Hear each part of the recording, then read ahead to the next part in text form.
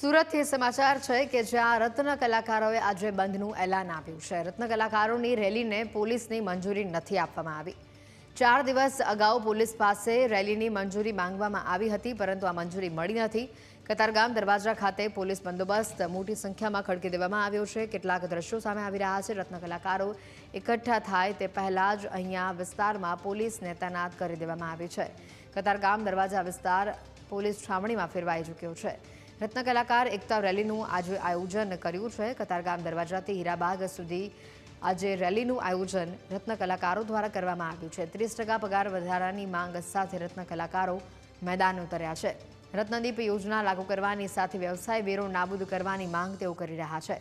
રત્ન કલાકાર કલ્યાણ બોર્ડ અને તેની ખાસ કરીને કલ્યાણ બોર્ડ આવનારા દિવસોમાં બને તેવી સરકાર પાસે માંગણી કરી રહ્યા છે।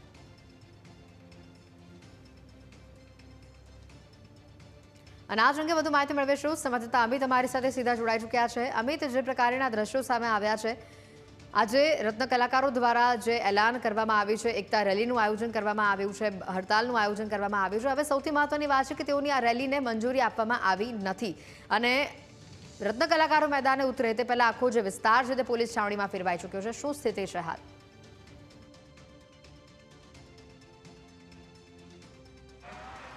જે ચોક્કસથી વાત કરવામાં આવે, હીરા ઉદ્યોગ મંદીના માહોલમાં છે અને રત્ન કલાકારોની પરિસ્થિતિ કપરી છે।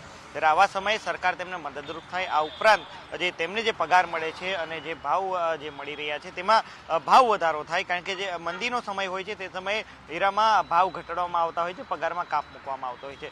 ત્યારે આજે ભાવ વધારાને લઈને સુરતના જે રત્ન કલાકારો છે આજે રેલી કરવાના છે, જાહેરાત કરવામાં આવી છે। જોકે રત્ન કલાકારો રેલીના સ્થળ પર પહોંચે તે પહેલાં જ પોલીસનો ચુસ્ત બંદોબસ્ત છે તે અહીં ગોઠવી દેવામાં આવ્યો છે।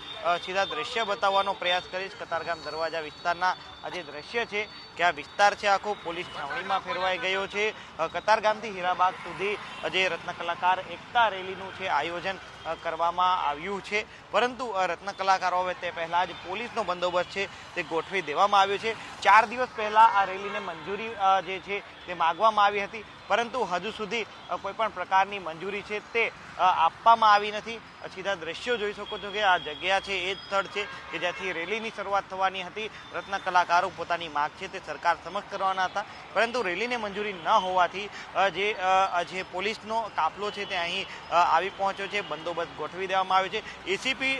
એસીપી અને પીઆઈ સહિતના અધિકારીઓ છે તે હાલ અહીંયા પહોંચ્યા છે અને જે સમગ્ર વિસ્તારને હાલ જે છે બંદોબસ્ત અહીં ગોઠવી દેવામાં આવ્યો છે। કોઈ પણ પ્રકારનો કાંકરીચાળો ન થાય કે પછી કોઈ પણ પ્રકારનું ઘર્ષણ ન થાય તેવા જે પ્રયાસો છે પોલીસ દ્વારા કરવામાં આવી રહ્યા છે, કારણ કે રત્ન કલાકારોની રેલીને મંજૂરી આપવામાં આવી નથી અને તેને જ લઈને હાલ આ ચુસ્ત બંદોબસ્ત છે ગોઠવી દેવામાં આવ્યો છે। કતારગામ વિસ્તાર હોય, મિની બજાર હોય, ચોકસી બજાર હોય, આ તમામ જે વિસ્તાર છે કે જે હીરાના કારીગરો જે વિસ્તારમાં એકઠા થવાની સંભાવનાઓ છે તે તમામ જગ્યાઓ પર સુરતની વરાછા પોલીસ, કાપોદ્રા પોલીસ, ચોક બજાર પોલીસ, લાલગેટ પોલીસ અને જે અન્ય પોલીસ સ્ટેશનના પોલીસ કર્મીઓનો બંદોબસ્ત છે તે તમામ જગ્યાઓ ઉપર ગોઠવી દેવામાં આવ્યો છે કે જે જગ્યા પર રત્ન કલાકાર એકઠા થઈ શકવાની સંભાવના હોય તે તમામ જગ્યાઓ પર પોલીસનો બંદોબસ્ત છે। અને માગણીની જો વાત કરવામાં આવે તો 30% ભાવ વધારાની માગણી રત્ન કલાકારો જે છે તે કરી રહ્યા છે। આ ઉપરાંત રત્નદીપ યોજના લાગુ કરવાની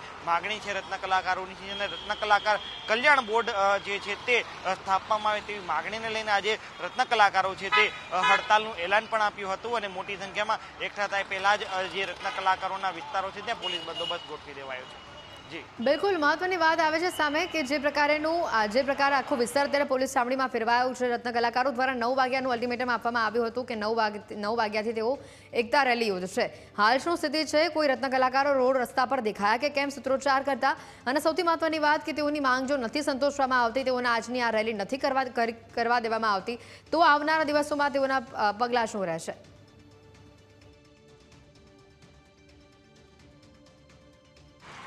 જી ચોક્કસથી આજે આગેવાનો છે તેઓ પણ હજી અહીંયા સ્પોટ પર પહોંચ્યા નથી। ફરીથી હું દ્રશ્ય બતાવવાનો પ્રયાસ કરીશ કે આજે રત્ન કલાકારો છે તે એકલ દોકલ કરીને જ્યારે આવતા હોય છે, પરંતુ આજે પોલીસના બંદોબસ્તના કારણે રત્ન કલાકારો કદાચ એકઠા ન થતા હોય તેવી પણ પ્રબળ શક્યતાઓ દેખાઈ રહી છે. કારણ કે જે વિસ્તાર રત્ન કલાકારોના છે, જે જગ્યા પર હીરાના કારખાનાઓ આવેલા છે, તે તમામ જે જગ્યાઓ છે ત્યાં પોલીસનો બંદોબસ્ત ગોઠવી દેવામાં આવ્યો છે.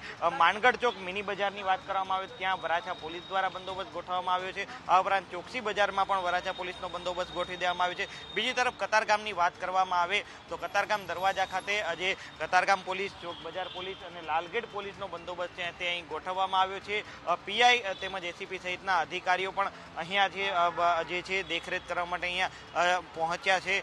બીજી તરફ જે રત્ન કલાકારોની જે આ રેલી હતી તેની 4 દિવસ પહેલા માગણી કરવામાં આવી હતી કે રેલીને મંજૂરી આપવામાં આવે. કતારગામ દરવાજાથી હીરાબાગ સુધી એટલે કે 5 થી 6 કિલોમીટર જેટલો આ રેલીનો રૂટ હતો, પરંતુ મંજૂરી આપવામાં આવી નથી, મંજૂરી રદ કરવામાં આવી છે. અને તેવામાં જો રેલી થાય તો અટકાયતની ડરથી પણ રત્ન કલાકારો કદાચ હજુ સુધી અહીંયા રેલીના સ્થળ પર ન પહોંચ્યા હોય તેવી પણ શક્યતાઓ છે તે વ્યક્ત કરવામાં આવી શકે છે. પરંતુ જે રત્ન કલાકાર ની રેલીનું જેને આયોજન કર્યું હતું, રત્ન કલાકાર એકતા રેલીનું આયોજન ડાયમંડ વર્કર યુનિયને કર્યું હતું અને ડાયમંડ વર્કર યુનિયન જ હવે સ્પષ્ટતા કરશે કે આજની રેલી યોજાશે કે નહીં યોજાય, અને રેલી નહીં યોજાય તો આગામી દિવસોમાં કઈ પ્રકારનો કાર્યક્રમો છે રત્ન કલાકારો દ્વારા આપવામાં આવશે. બિલકુલ અંકિત, આભાર માહિતી બદલ.